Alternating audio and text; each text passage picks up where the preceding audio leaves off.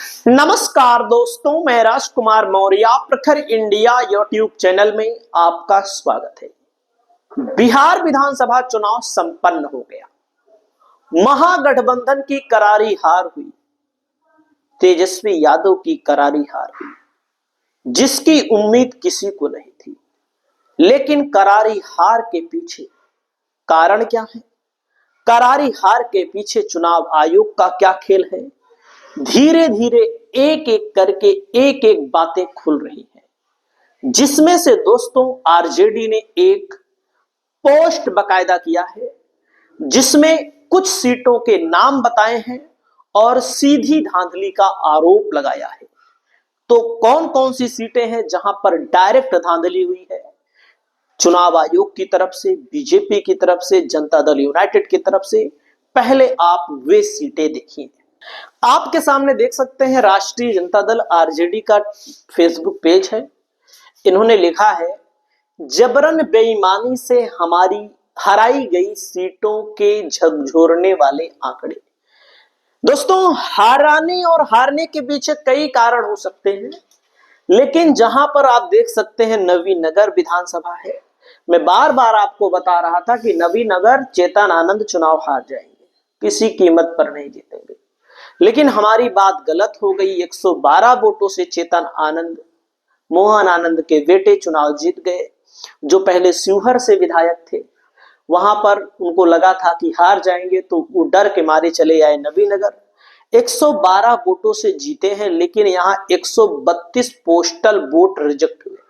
Postal vote का मतलब होता है जो वोट सरकारी कर्मचारी देते हैं, जो लोग ड्यूटी कर रहे हैं, अपने बूथ पर नहीं पहुंच सकते हैं सरकारी कर्मचारी, वे लोग चिट्ठी के माध्यम से वोट देते हैं। चिट्ठी मतलब उसमें सरकारी कर्मचारी के लिए होता है। तो समझ सकते हैं पोस्टल वोट में महागठबंधन लगातार आगे चल रहा था। इसका मतलब पोस्टल वोट में अगर महागठबंधन आगे चल रहा था, तो जो पढ़े लिखे लोग हैं, जो जागरूक लोग हैं, वे चाह रहे थे कि सत्ता परिवर्तन हो जाए। एक सीट पर बेईमानी हुई। अगियाओं विधानसभा 95 सीटों से सीपीआई एमएल हारी। 175 पोस्टल वोट यहां भी रिजेक्ट हुए। समझ सकते हैं, 175 रिजेक्ट हुए और 95 से हारी। अगियाओं में भी महागठबंधन को जबरन हराया गया। संदेश विधानसभा दीपू राणावत चुनाव लड़े दोस्तों। 27 वोटों से आरजेडी हार गई। 360 पोस्टल वोट रिजेक्ट हुए। सोचिएगा, 360 पोस्टल वोट रिजेक्ट हुए। तो इसका मतलब है कि इन 3 सीटों को जबरदस्ती हराया गया चुनाव आयोग की मिलीभगत से, पोस्टल बैलेट की गिनती से, अधिकतर पोस्टल बैलेट को रिजेक्ट करके। उसके बाद दोस्तों मैं आपको बताना चाहूंगा, 10,000 रुपया बहुत बड़ा योगदान रहा एनडीए की सरकार को लाने में। और आप सबको पता है कि असंभव है कि जिन लोगों को 10-10 हजार मिला है, उन लोगों को 2 लाख रुपया मिलेगा। मतलब कि ये 10 हजार की स्कीम नहीं थी, ये स्कीम थी 2 लाख की। प्रत्येक परिवार को नहीं, जिन महिलाओं को दिया गया, एक एक विधानसभा में 50-50 हजार, 60-60 हजार महिलाओं को 10 हजार दिया गया। आरजेडी ने लिखा है, धृतराष्ट्र होने का ढोंग कर रही चुनाव आयोग की देखरेख के बीच चुनाव महिलाओं के खाते में 10,000 रुपया रिश्वत के रूप में डाले गए। मतदान केंद्रों में जीविका दीदियों को नियमों की अनदेखी करते हुए बिठाया गया, जो घूम घूम पर सभी महिलाओं के कान में बोलती रही कि 10,000 मिले हैं, नीतीश कुमार सरकार बनेगी तो 2 लाख रुपया मिलेंगे। तो दोस्तों, चुनाव आयोग निकम्मा है। चुनाव आयोग वोटों की चोरी करा रहा है, ऐसा आरोप लगाया गया है आरजेडी की तरफ से। दोस्तों, आप सबको पता है कि परिवारवाद, भ्रष्टाचार, नरेंद्र मोदी, नीतीश कुमार भले कहें कि हम परिवारवादी नहीं हैं, लेकिन इनकी पार्टी में लालू यादव के घर से ज्यादा परिवारवाद है। हद पार कर दिया इन लोगों ने। देखो, शकुनी चौधरी पूर्व विधायक, पूर्व मंत्री, उनकी पत्नी विधायक, उनका बेटा बन गया उप मुख्यमंत्री। फिर सम्राट चौधरी, पूर्व केंद्रीय मंत्री, वर्तमान राज्यसभा सांसद उपेंद्र कुशवाहा, पत्नी विधायक, बेटा बन गया विधायक। वो बन गया मंत्री बिना विधायक के ही।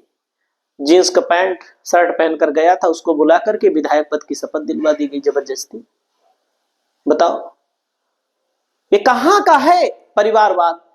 सब परिवारवाद से पूर्व केंद्रीय मंत्री दिग्विजय सिंह व पूर्व सांसद की पुत्री श्रेयसी सिंह को बनाया गया। पूर्व केंद्रीय मंत्री कैप्टन जगनारायण निषाद की पुत्र वधू पूर्व सांसद अजय निषाद की पत्नी को रमा निषाद को बनाया गया। मैं पूर्व विधायक जगदीश प्रसाद चौधरी के पुत्र विजेश चौधरी को बनाया गया। पूर्व मंत्री महावीर चौधरी के पुत्र समस्तीपुर की वर्तमान सांसद सांभवी चौधरी के पिता अशोक चौधरी। सोचिएगा, पूर्व विधायक नवीन किशोर सिन्हा के पुत्र नितिन नवीन, पूर्व मंत्री चंद्रिका राम का पुत्र पूर्व विधायक अनिल कुमार का भाई सुनील कुमार, समता पार्टी के पूर्व जिला अध्यक्ष भूटन सिंह की पत्नी लेसी सिंह। ये परिवारवाद नहीं है तो क्या है? चुनाव आयोग हालांकि इस मामले में कुछ नहीं कर पाएगा। चुनाव आयोग क्या कर सकता है? आप लोग देख सकते हैं चुनाव आयोग पर लोग सवाल उठा रहे हैं। विजेंद्र सिंह यादव कहते हैं ईवीएम का कमाल है, कमल का नहीं। 122 की सेटिंग देख लीजिए। ईवीएम ही महंगाई, बेरोजगारी, भुखमरी, बेतहाशा, देश पर कर्ज, गिरता रुपया, पेपर लीक, युवाओं पर लाठी, गिरती शिक्षा, किसानों पर, ये सब कोई प्रभाव ही नहीं पड़ा। देख सकते हैं 122, 122, 122, 122, 122। ये क्या है? ये कैसे चुनाव जीता जा रहा है बीजेपी की तरफ से? और यहाँ पर देखो ईवीएम का कमाल है कि नहीं, बताओ आप लोग। आप बताओ, जिसका एमएमएस वायरल हुआ हो, ऐसे व्यक्ति को जनता चुन रही है तो जनता को नमस्कार करना चाहिए कि ईवीएम चुन रही है तो ईवीएम का नमस्कार करना चाहिए। अश्लील वीडियो के विवाद के बावजूद सीतामढ़ी से सुनील पिंटू चुनाव जीत गए। बहुत बड़ी बात है दोस्तों।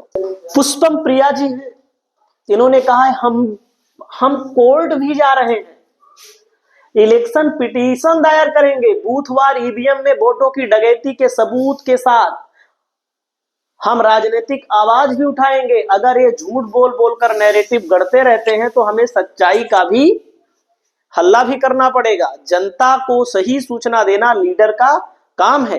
पुष्पम प्रिया जी ने क्या बोला है बिहार तक पर सुनिएगा थोड़ा सा।